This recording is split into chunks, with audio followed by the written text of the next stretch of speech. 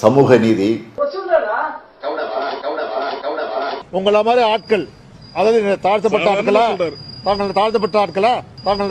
ஆட்களா, சமத்துவம்,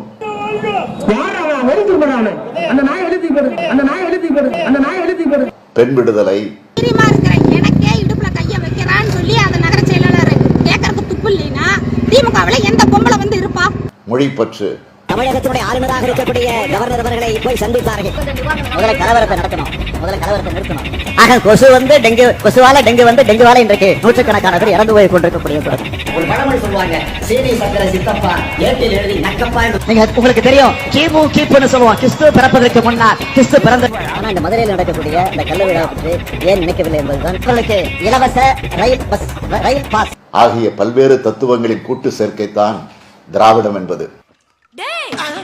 நீ இங்கே தங்கிட்டியா?